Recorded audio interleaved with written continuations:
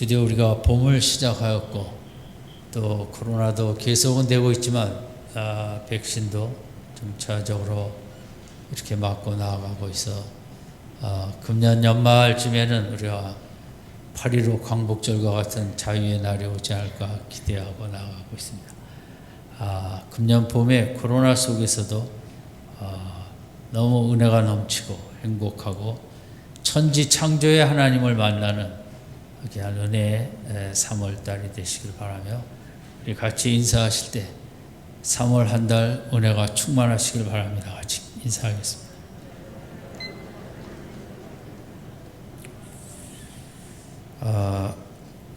오늘은 역대하 15장을 생각하겠는데 14장에 그들은 나라의 종교적으로 부흥과 개혁을 통하여 귀한 평화를 누리게 되었습니다.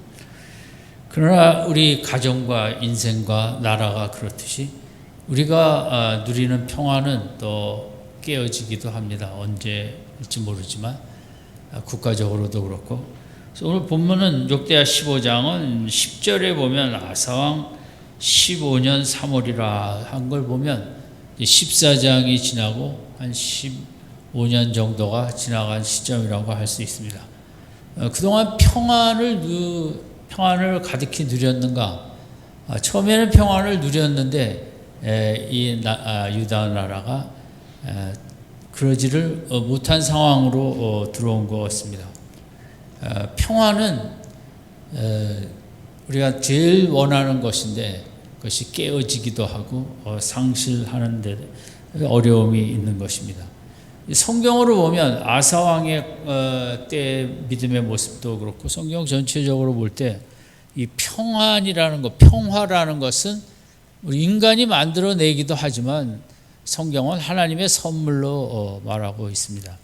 그런데 그 평화라는 하나님의 선물은 하나님과 인간과의 택한 백성과의 관계가 좋을 때 평화가 유지되고 하나님과 택한 백성의 관계가 형식적이고 메마르고 이럴 때 이제 하나님께서는 평화를 거두어 가서 다시 관계를 회복시키게 하기도 하십니다.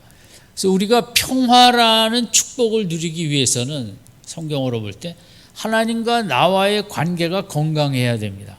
그 건강하다는 것은 형식적인 관계의 모습이 아니라 정말 늘 하나님을 찾고 하나님은 날 만나주시고 그런 생동감 있는 진짜 교제가 있는 관계가 될 때 이제 하나님께서 평화의 선물을 주시는 거죠. 사람들도 우리 가정도 내 자신도 평화를 만들어내긴 하는데 그것이 세상이 가만 내버려 두지 않고 그 평화를 잃어버리기도 하죠. 성경은 이제 하나님께서도 우리가 하나님을 시시하게 의지하고 관계가 약해질 때 그 평화를 거둬가시는데 그 목적은 이제 관계를 다시 올바로 정립하지 않는데 그 이유가 있는 것입니다. 기독교의 본질은 이제 믿음으로 우리가 알고 있습니다만은 사실 기독교의 본질은 관계입니다. 너와 나와의 관계처럼 하나님과 나와의 관계, 교제, 이것이 기독교의 핵심 중에 핵심인 것입니다. 그 교제를 하는 모습 중에 우리가 믿음으로 나가는 것이거든요. 그래서 성경이 우리에게 뭐 이걸 하라 저걸 하라 말씀에 쓰여 있는데 우리가 그걸 쉽게 따라가지도 못하고 그것이 효력이 약한 이유는 나와 하나님과의 관계가 정말 좋으면 부부지간에도 마찬가지죠. 부모 자식 간의 관계도 너무 좋으면 시키지 않아도 자원하여 청소도 하고 쓰레기도 갖다 버리는 것처럼 기독교의 순서는 행위가 먼저가 아니라 하나님과 나와의 사랑이 넘치는 이제 관계가 세워지는 게 먼저입니다. 그래서 너무 사랑하다 보니 하나님의 뜻을 우리가 기쁨으로 이렇게 순종하며 나아가는 거죠. 그래서 이제 오늘 본문에도 보면 5절, 6절에 당시 상황에 대해서 이야기하고 있는데 그때 열국에 거한 모든 백성이 크게 요란하여 사람의 출입이 평안치 못하며 6절 같이 읽습니다. 이 나라가 자 상한 바 되었나니 이는 하나님이 모든 고난으로 요란케 하셨습니다. 상당히 사는 게 어려워진 것입니다. 이 나라와 저 나라와 다시 전쟁과 갈등과 성읍끼리 싸우고 피차 상하고 피차 치고 백성이 크게 요동하고 서로 출입하는 게 문제가 되고, 이거 5절 6절은 유다 땅에 평안이 없어진 모습인 것입니다. 상당히 원치 아니하던 모습이 현실로 5절 6절 다가왔습니다. 6절 마지막에도 이렇게 돼 있죠. 하나님이 모든 고난으로 요란케 하셨습니다. 이렇게 평화가 없어지고 요란스럽고 고단한 삶을 살게 한 원인이 물론 하나님의 백성의 연약한 믿음의 모습 때문에 그렇지만, 그 뒤에는 하나님께서 이스라엘 하나님의 나라 백성의 삶 속에서 평안을 거두어 가시고 요란케 하시고 전쟁의 모습을 이렇게 허락하신 것으로 나와 있죠.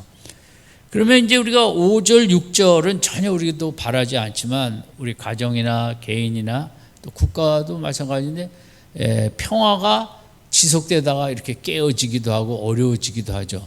그러면 이 5절 6절의 원인이 어디냐? 그것이 이제 3절 4절인데 특별히 3절을 같이 읽도록 하겠습니다. 시작. 이스라엘은 참 신이 없고 가르치는 제사장도 없고 율법도 없은 지가 이제 오래였으나, 그러니까 원인을 세 가지로 얘기합니다. 우리가 국가가 어려우면, 경제가 어려우면, 아파트값이 올라가면 도대체 원인이 어디 있느냐? 우리가 그걸 찾고 고쳐야 되겠죠. 정책을 고치든지 담당자를 바꾸든지. 이스라엘 유다 나라의 그럼 5절 6절의 원인이 나왔습니다. 뭐냐면 세 가지인데, 하나는 참 신이 없어졌고, 두 번째는 가르치는 제사장이 없어졌고, 또 세 번째는 그들이 따라가야 될 율법이 없어졌다. 마치 사거리의 교통 신호등이 없어져 갖고 뒤엉키며 충돌하듯이 있어야 될 것이 없어질 때 이제 이런 5절 6절에 나라의 어지러움이 일어나게 된 거죠. 그러니까 첫 번째는 그 원인이 참 신이 없다, 하나님이 없다. 하나님이 어떻게 없어지실 분이 아니죠. 근데 왜 하나님이 참 신이 없다 그랬을까? 이것은 하나님을 찾지 않는 모습 때문에 그렇습니다. 아무도 하나님에 대해서 생각하지 않고 먹고 사는 게 즐겁고 바쁘고 분주하고 정신이 없다 보니 뭐 하나님 없어도 우리끼리 살 수도 있다. 그래서 너무 분주하고 힘들긴 하지만 하나님이 빠져버린 것입니다. 유다 나라 백성의 삶 속에 예배는 있죠. 다 있지만 그들의 마음 속에 하나님이 없는 거죠. 하나님 생각을 하고 하나님 사모하고 하나님을 사랑하지도 않고 하나님을 찾지도 않고, 마치 하나님을 투명인간처럼 태양을 통하여 달과 별을 통하여 온 세상의 모습을 통하여 살아계신 하나님이 엄연히 계시지만 마치 거기에 전혀 개의치 않고 없는 것처럼 사는 이 모습을 하나님께서 선지자에게 가서 이제 이스라엘 아사 왕에게 얘기할 때 이스라엘에 하나님이 없어졌다는 거죠. 하나님이 없어졌을 때 평화가 사라집니다. 이것이 성경적인 모습이에요. 우리 가정으로도 그렇고 내 마음속에도 하나님이 안 계시면 우리 마음은 갈등과 전쟁으로 가득한 거죠. 두 번째는 가르치는 제사장이 없다. 제사장이 얼마나 많았을 텐데 제사장이 없다. 이것은 전혀 현실을 맞는 말이 아니죠. 근데 그만큼 이 말은 그 하나님을 체험하고 하나님의 비밀을 체험하고 은혜와 능력과 사랑을 체험하는 그런 제사장이 없이 형식적인 일만 하는, 이거 하라니까 이거 하고 마치 로봇가 왔다 갔다 하는 것과 같은 참 그런 그 하나님을 섬기는 제사장이 없다. 예를 들면 우리나라의 목회자의 숫자가 얼마나 많습니까? 근데 하나님께서는 아마 똑같은 말씀을 3절의 말씀을 오늘 이 시대에 우리에게 하고 있지 않나 생각합니다. 대한민국 교회에 목사가 없다. 그 말하고 같거든요. 그럼 대한민국 교회에 목회자가 없다는 말은 뭐냐? 다 교회도 많고 예배도 많이 있는데 정말 하나님을 깊이 만난 하나님으로 가득 채워진 그런 목회자는 없고 다 하나님에 관하여 시간이 되면 나가서 강의하듯이 설교하는 그런 목회자로 가득한, 저를 포함하여 저도 그 속에 들어가겠죠. 오늘 우리가 볼 때는 대한민국 교회도 많고 목회자도 많고 장로도 많고 권사도 많다. 그러나 하나님께서 보실 때는 대한민국에 교회도 없고 목회자도 없고 장로도 없고 권사도 없다. 이제 그 말하고 같은 것입니다. 예를 들면 이번 최근에 어떤 신문의 타이틀에 대한민국에 미래를 생각하는 지도자가 없다. 대한민국에. 그렇죠. 그런 것 같기도 해요. 정치적으로 본인들은 얼마나 나 때문에 대한민국의 미래가 활짝 열리고 우리 당에는 대한민국의 미래를 만들어낼 귀한 지도자들이 가득하다 이렇게 생각할 거예요. 그런데 백성들이 볼 때는 미래를 생각하는 지도자는 하나가 없는데도 본인들만 그렇게 생각하는구나. 이거하고 같은 맥락이거든요. 세 번째는 율법이 없다. 그러니까 그 목회자들이 그렇게 하나님을 깊이 만나지 못하고 말씀을 전하다 보니까 듣는 자도 그냥 그 소리가 그 소리 마음속으로 들어오질 않고 머릿속에 머물다 가는 것입니다.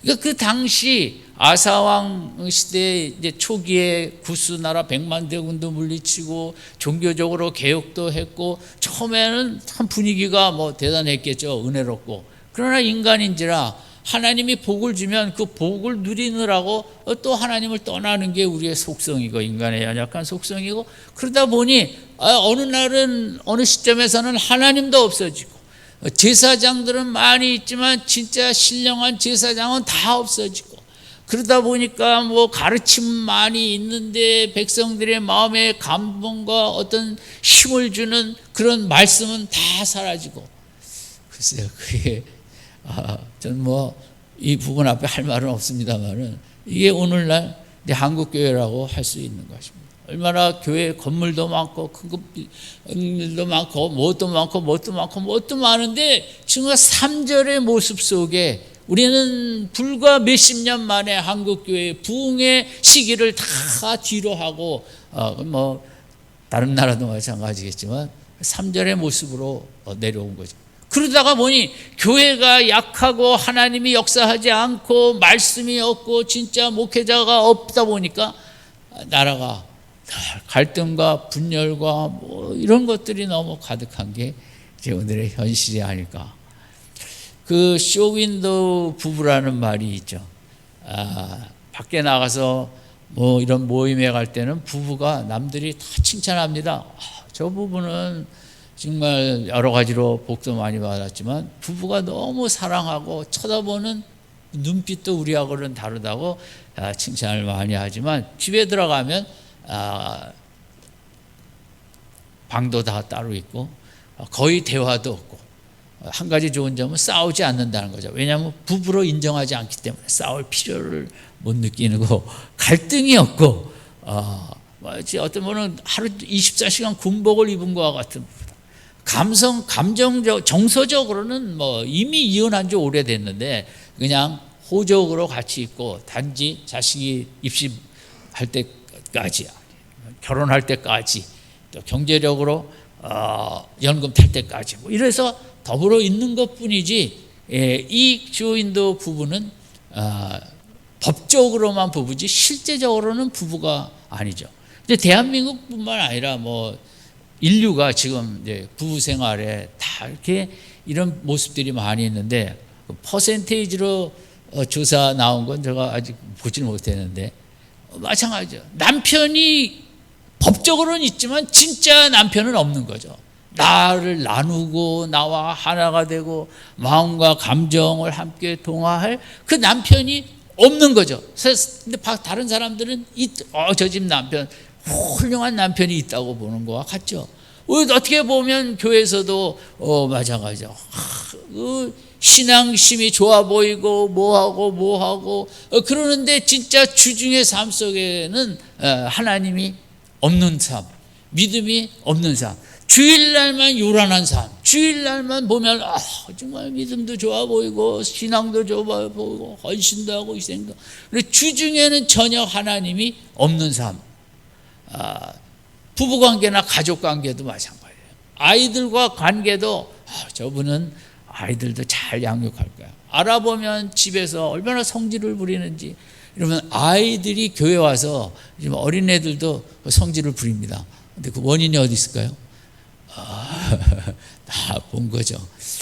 선교사님이 그 중남미에 이제 원주민들한테 선교하러 가서 보니까 아이들을 가르치는데 아이들이 화를 낼 줄 모르더래요. 이게 뭐 어떻게 잘못 태어났나 아니면 뭐 문제가 있나. 그래서 너무 의아해갖고 화를 안 낸다는 게 있을 수 없잖아요.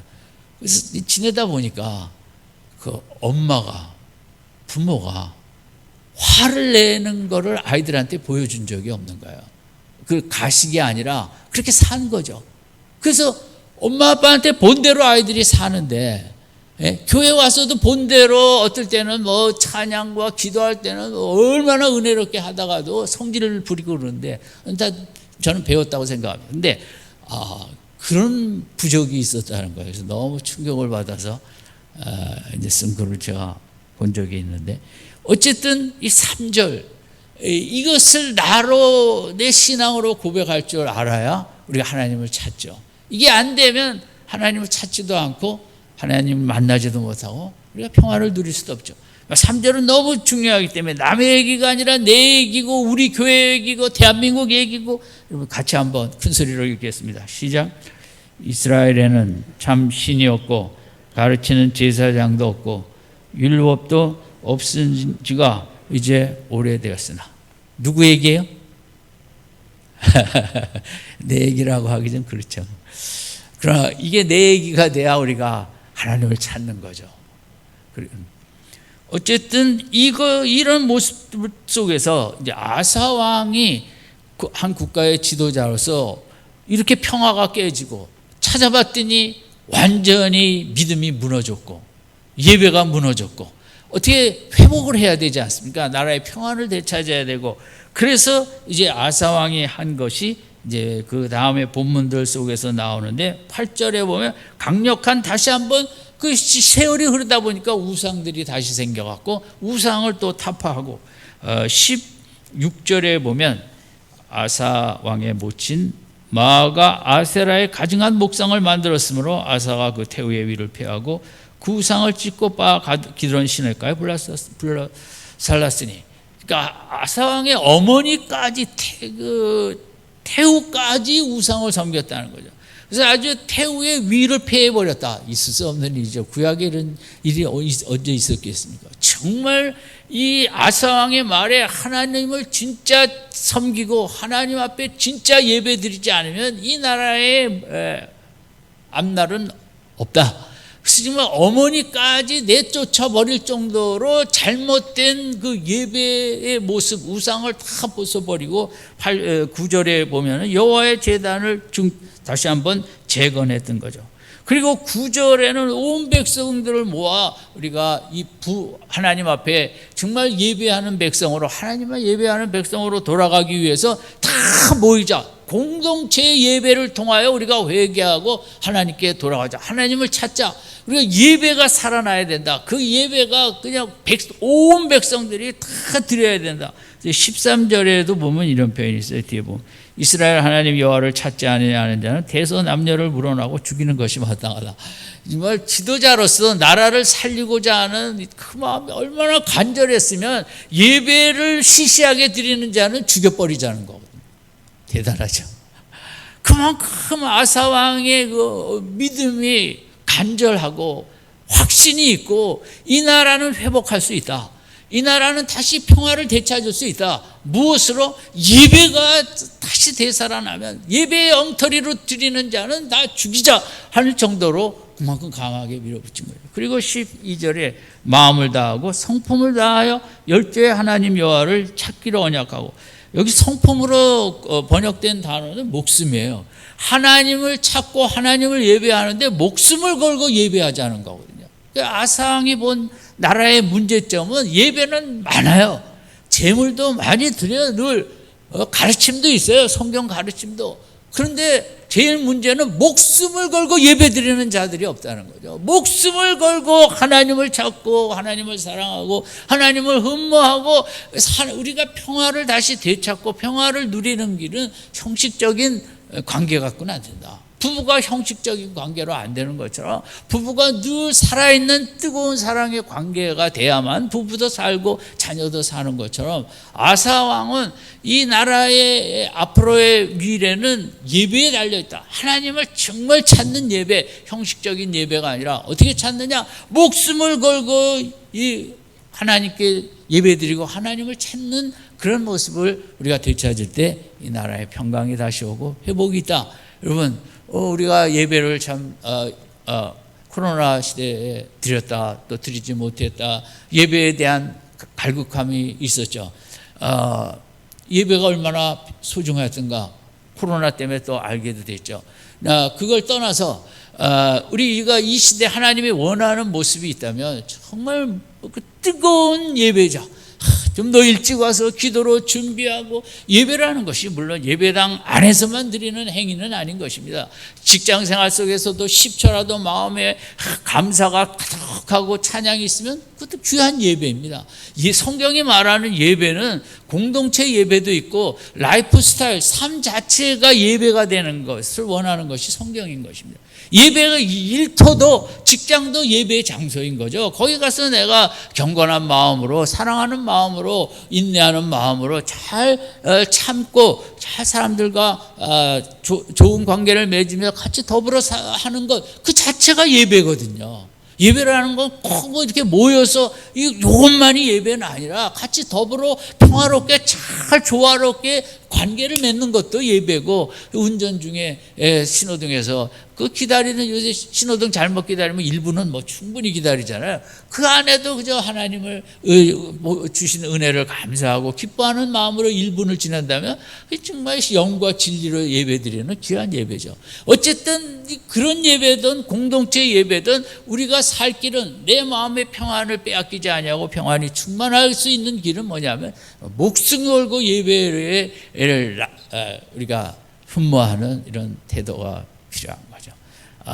다른 거, 여러분 세상에 목숨 걸지 않고 돈 버는 사람은 뭐 없는 거 같아요. 이런저런 거 얘기를 듣고 뭘 봐도 그것이 무엇을 하든 목숨을 건 사람들이 서민갑부도 되고 목숨을 건 선수들이 그렇게 훌륭한 그런 저기를 하는 거죠. 그 박찬호 선수가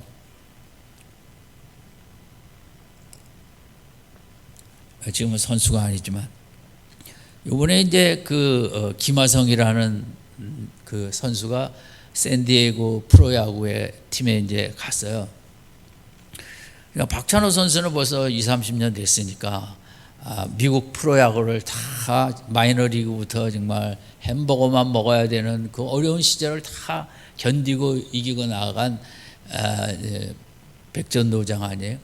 근데 그 뭐라 그랬냐면 요번에 그 미국 프로야구를 시작한 김하성 선수에게 내가 저 선수에게 귀에서 피가 나올 정도로 얘기해 주고 싶다는 거죠. 미국 프로야구 어떻게, 인간관계 어떻게 하고, 프로 선수 어떻게 하고, 정말 자기가 뼈저리게 눈물 흘리며 겪어서 그것을 다 체험했기 때문에 지금 새로 간 선수가 뭐 그런 짜오할 때 뭐 등을 밀어주지 말라 뭐 별의별 게 다 있더라고. 그러니까 어쨌든 정말 뭐 그 목숨을 미국에 그렇게 갔다 하는 것은 보통 마음으로 간 거 아니잖아요. 그냥 목숨을 걸고 갔죠. 박찬호는 얼마나 후배를 아끼는지 귀에서 피고름이 날 정도로 내가 그 이런저런 얘기를 다 해주고 싶다는 거죠. 쉬지 않고. 왜냐하면 길이 있으니까. 그런 그 선배의 그 귀한 마음을 저는 이제 느꼈죠. 목숨을 걸고 뭘 해도 내가 얘기해주고, 저는 그 얘기를 이제 듣고 이런 생각이 났어요. 정말 하나님께서 이 어지러운 죄악 많은 세상을 살면서 사는 우리들에게 우리들의 귀에서 피고름이 나올 때까지 이렇게 살아야 된다, 이렇게 예배드려야 된다, 그러면 가르쳐주고 싶으신 하나님의 마음. 왜냐하면 내 마음대로 내 뜻대로 살아갖고는 평강이 없거든요. 맨 근심 걱정밖에 없거든요. 그래서 이 아사왕의 마음은 정말 예배의 목숨을 걸지 않으면 이 나라의 미래는 없는 거예요. 저는 대한민국도 그렇다고 생각합니다. 우리가 뭐 아무리 뭘 해서 뭘 계획을 세우고 뭐 어쩌고 저쩌고 한다고 해서 이 나라의 평화를 유지할 수 있느냐? 글쎄요, 제가 보기에는 쉽지 않습니다. 얼마나 악한 세력이 악하고 북에 있는 사람은 뭐 저는 잘 모르지만 그 사람의 마음에는 뭐 월남처럼 월명이 월남을 망하게 한 거 그 시나리오로 그저 24시간 생각할 사람한테 무슨 우리가 평화를 얘기할 수 있겠습니까? 하나님이 주셔야만 국가든 가정이든 개인이든 평강이 있는 것이고 이것이 이제 하나님이 우리를 구원하신 목적이고 우리에게 어떻게 해서든지 하나님이 주시는 평화로 가득 채워주시길 원하시는데 우리가 해야 될 일은 뭐냐? 목숨 걸고 예배로 나아갈 때 그런 위대한 축복의 체험을 풍성하게 할 줄로 믿습니다. 오늘 그래서 그렇게 할 때 결국 15절이 이루어졌거든요. 15절 같이 있습니다. 시작. 온 유다가 이 맹세를 기뻐하신지라 무리가 마음을 다하여 맹세하고 뜻을 다하여 여호와를 찾았으므로 여호와께서도 저희의 만난 바가 되시고 그 사방에 평안을 주셨더라. 찾는 자에게는 하나님께서 평강을 주십니다. 찾지 않으면 없는 것입니다. 그래서 우리가 이 하나님께서 아사왕을 통하여 이렇게 열렬한 예배자로 했는데 우리가 드리는 예배의 유익이 뭐냐? 10가지로 아사왕이 목숨 걸고 예배로 나아가지 않은 그 이유가 될 수도 있고 또 오늘 우리 이 시대를 사는 우리에게 필요한 10가지 이유를 생각해 보겠습니다. 첫 번째는 예배는 이제 올바른 초점을 맞추는 시간입니다. 우리는 일주일 동안 내내 세상에만 초점을 맞추고 살았습니다. 세상 문제에 초점을 맞추고 세상 문제에 눌림을 당하고 압도를 당했습니다. 우리가 예배를 통해서 하나님에게 초점을 맞출 때 그 크신 하나님에게 초점을 맞출 때 세상에서 크다고 느꼈던 문제가 작아 보입니다. 주일날만이라도 예배를 통하여 크신 하나님의 초점을 맞추면 내가 지금 겪고 있는 이런저런 문제들이 몹시 작게 느껴지기 시작합니다. 그게 예배의 축복입니다. 우리가 예배의 자리에서 찬송하고 함께 기도하고 하나님을 바라볼 때 너무 크신 하나님 앞에 섰기 때문에 내 문제가 아무것도 아니구나 이렇게 여겨질 수 있죠. 두 번째는 이 주유소에 가서 이제 차에 기름을 넣듯이 주일날 우리가 특별히 예배를 통해서 탈진하고 힘이 다 빠진 인생들이 이 영혼의 힘을 얻는 날입니다. 우리가 그 음식을 통해서 육체의 힘을 얻죠. 음악이나 예술과 이런 문화를 통하여 우리가 감성을 다시 채울 수 있죠. 인간은 감성을 못 채우면 못 살아갑니다. 일 중독에 걸리면 나 탈진해서 죽습니다.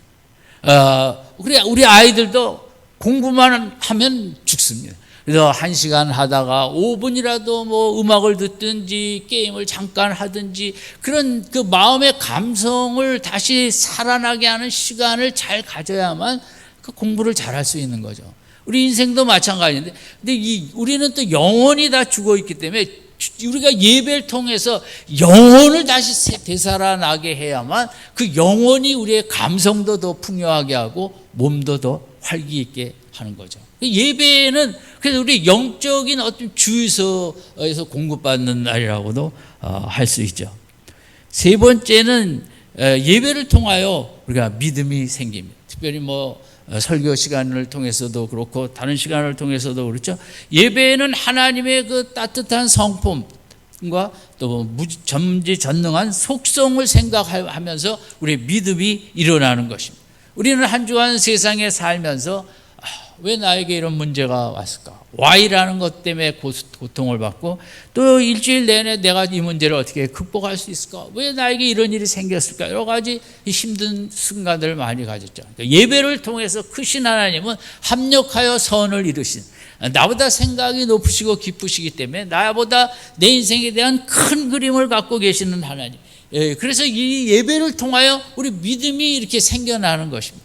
저는 제가 젊었을 때 다시 믿음이 생겨났던 때를 기억합니다. 주로 다 대부분 예배를 통해서 사모하며 금요 기도회든 여기저기 따라다니면서 그저 듣는 말씀을 통해 제 믿음이 일어났던 걸 예배를 통하여, 물론 경건 시간을 통하여 묵상을 통해서도 일어나지만 예배 시간에 하나님께서 또 귀한 믿음을 주시죠. 네 번째는 하나님이 더욱 밝히 보이죠. 일주일 내내 세상의 안개와 구름 속에 하나님이 잘 보이지도 않고 쳐다보지도 않았죠. 그러나 주일날 우리가 공동체 하나님의 자녀들이 함께 모여서 찬양할 때 하나님이 더 밝히 드러나고, 기도 시간에 더 하나님이 밝히 드러나고, 말씀을 통해서 하나님이 더 밝히 드러나는 예배당은 공연장으로 말하면 로얄석이죠. 제일 하나님 가까이 와서 이제 하나님의 누구신가를 우리가 구체적으로 더 볼 수 있는 귀한 날이 주일날이기도 하죠. 다섯 번째는 예배 시간이라는 게 어떤 의미가 있냐면 축제의 의미가 있습니다. 우리가 훌륭한 선수들이 이기고 팀이 이겨서 국가로 돌아올 때 파레이드도 하고 또 어디 모여갖고 기뻐하고 즐거워하고, 외국의 경우는 밤새 난리가 나죠. 인생에게는 축제가 필요합니다. 잔치가 필요합니다. 좀 신나는 시간이 필요하고, 뭔가를 갈취하고 환호하고 열망하는 아이들이 그런 아이돌 집회든 집회에 가서 난리를 치는, 그게 좀 어른들이 보기엔 그렇지만 그 인생에게는 그런 발산이 필요하죠. 축하가 필요하고 신나는. 주일날은 우리 예수님께서 십자가를 지심으로 부활하여 마귀를 이기고 사망 권세를 이기고 세상을 이기고 모든 걸 이긴 날이잖아요. 주일날은 주의 날이고, 초대교회 성도들이 정말 주님의 부활이 너무너무 기쁘고 그것을 찬미하고 축하하고 예배하기 위하여 이제 주일날을 모이다 보니 이게 주의 날이 주일날이 된 거거든요. 오늘 이 시대를 살면서 여기 가도 답답 저기 가도 답답, 좀 마음 탁 열어놓고 찬송하고 기뻐하고 즐거워하는 시간이 필요한데, 그게 우리가 노래방에 갈 수도 없고 어디 간다고, 그 다음에 맨날 스포츠 경기장에 가서 와와와 소리 지르는 것도 이제 세상 사람들의 중요한 모습인데, 그런 것처럼 우리가 영혼이 확 터져오르는, 영혼이 활짝 열리고 내 마음과 몸과 영혼도 기뻐하는 시간이 필요한데, 그게 우리의 예배 시간인 거죠. 하나님을 그렇게 기뻐하고 즐거워하고 찬양하고, 우리에게 예배를 주신 건 너무 감사해요. 예배 시간을 주시고 예배당을 주시고. 여러분, 주일날이 여러분 기독교를 하라 하지 말라 이 차원에서 보면 그건 아무것도 아닌 거 되고, 기독교는 기쁨의 진리인 거죠. 기독교는 우리를 자유케 하는 진리고 환희와 감동을 주는 진리고, 여러분 주일날은 좀 기쁨이 충만하고 마치 잔치하는 축제의 시간을 갖는 그런 주일날과 예배 시간 되시기 바랍니다.